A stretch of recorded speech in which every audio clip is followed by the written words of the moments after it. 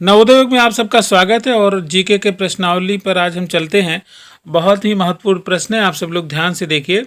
सिकंदर ने भारत पर किस वर्ष आक्रमण किया? आप जानते हैं कि सिकंदर यूरोप के रहने वाले थे और उनका विश्व विजय का सपना था, लेकिन वह विश्व विजय भारत में आकर थम गया और उन्हें केवल पश्चिमी सीमा पर सिंध के प्रांत में थोड़ी सी विजय प्राप्त हुई। आगे बढ़ने से उनके सैनिकों ने भी इनकार कर दिया। लेकिन आपको समय बताना है, कब आक्रमण किया था सिकंदर ने? तो 326 ईस्वी पूर्व में सिकंदर ने भारत पर आक्रमण किया था। इसके बाद चंद्रगुप्त मौर्य। और महाभारत का रचयिता कौन है? तो महाभारत जो कि विश्व का सबसे बड़ा ग्रंथ माना जाता है, सबसे बड़ा महाकाव्य है, जिसमें कुल 1,00,000 श्लोक हैं, तो उसके रचयिता किसे माना जाता है? लिखने वाले गणेश जी हैं, लेकिन उसको रचा मानसिक रूप से वो था वेद व्यास जी ने रचा। और गणेश कहते हैं वेद व्यास जी बोलते थे और गणेश जी लिखते थे। गणेश जी ने शर्त रखी थी कि जब तक मेरी लेखनी रुकनी नहीं चाहिए। अगला प्रश्न, लार में कौन सा एंजाइम पाया जाता है? देखिए, हम लोग जब रोटी वगैरह चबाते हैं तो चबाते चबाते धीरे धीरे वो मीठी लगती है, तो उसका क्या वैज्ञानिक कारण होता है? किसी को पता है जरूर कमेंट करें। लेकिन वह एक एंजाइम के कारण होता है और उस एंजाइम के कारण हमारे शरीर के मुंह में, हमारे शरीर में जाने के पहले ही खाना मिठास रूप में हो जाता है। तो टाइलिन और माल्टोज, ये 2 एंजाइम पाए जाते हैं लार में। और 1905 में बंगाल का विभाजन किसने किया? तो 1905 ईस्वी में भारत का जो राष्ट्रीय आंदोलन था उसको कमज़ोर करने के लिए एक वायसराय ने सलाह दिया कि क्यों ना हम विभाजन कर दें, जिनसे हिंदू और मुसलमानों में दरार पड़ जाए। और वास्तव में बहुत तगड़ी दरार पड़ भी गई, जिसने 1947 में भारत का विभाजन करवाया। लेकिन ये इतने शातिर दिमाग कौन थे? लॉर्ड कर्जन थे, जिन्होंने इतनी चतुराई से सोचा और देश का विभाजन हो ही गया। गाय के दूध में पानी की मात्रा औसतन कितने प्रतिशत होती है?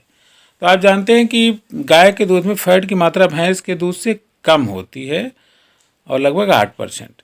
तो लेकिन अब आपको बताना है कि पानी की मात्रा कितनी होती है। आप जानते हैं कि बहुत सारे फलों में भी पानी की बहुत अत्यधिक मात्रा पाई जाती है। हमारे शरीर के 71% पानी है, लेकिन गाय के दूध में 86% पानी होता है।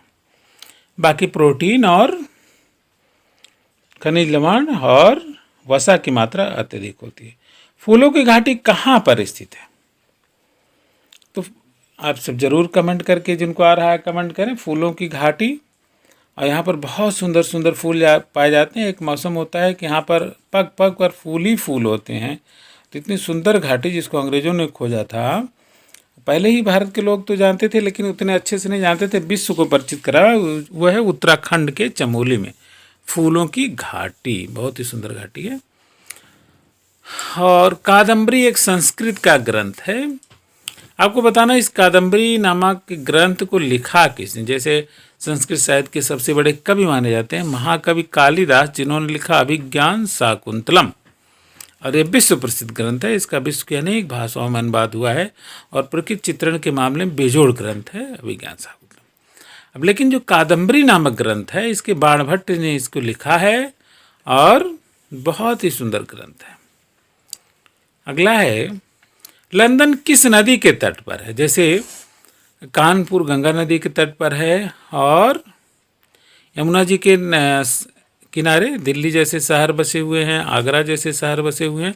उसी तरह से लंदन किस नदी के तट पर बसा? तो टेम्स नदी के तट पर बसा हुआ है, जिसको एक बार कहा था दादा भाई नौरोजी ने कि अंग्रेजों की जो व्यवस्था है वो गंगा के तट से चीज़ों को सोखती है और टेम्स नदी के तट पर निचोड़ देती है। तो लंदन टेम्स नदी के तट पर बसा हुआ है। भारत में किस शहर को पर्वतों की रानी कहते हैं? आपने अनेक शहरों के नाम सुने होंगे, जैसे पिंक सिटी जयपुर है। और विश्व में पोप का शहर किसे कहते हैं? रोम को। तो ऐसे किस शहर को पर्वतों की रानी कहते हैं? तो देहरादून के पास, देहरादून से 40 किलोमीटर दूर मसूरी है, तो मसूरी को ही पर्वतों की रानी कहा जाता है। किस शहर को पोप का शहर कहा जाता है? देखिए अभी भी संयोक्ता हमने बताया भी था, अगर याद होगा तो ज़रूर कमेंट करें आप लोग। और बहुत सारे लोगों को पता होगा, क्योंकि जैसे ईसाइयों का सर्वश्रेष्ठ जगह माना जाता है रोम को, तो वहीं पर पोप जॉन पॉल रहते हैं और इसीलिए रोम को पोप का शहर कहा जाता है। भूकंप, अगला प्रश्न है, भूकंप मापने का पैमाना क्या है? तो बहुत सारे अलग अलग चीज़ों के नापने के पैमाने होते हैं। भूकंप मापी यंत्र होता है, और लेकिन जो पैमाना होता है वह है रिक्टर स्केल। रिक्टर स्केल पर भूकंप मापा जाता है, और जो 8 से ज़्यादा तीव्रता वाला होता है उसे विनाशकारी भूकंप माना जाता है। तो इसे याद रखें। तो आप सबने देखा ये वीडियो, इस चैनल को सब्सक्राइब करें और दोस्तों को शेयर करें।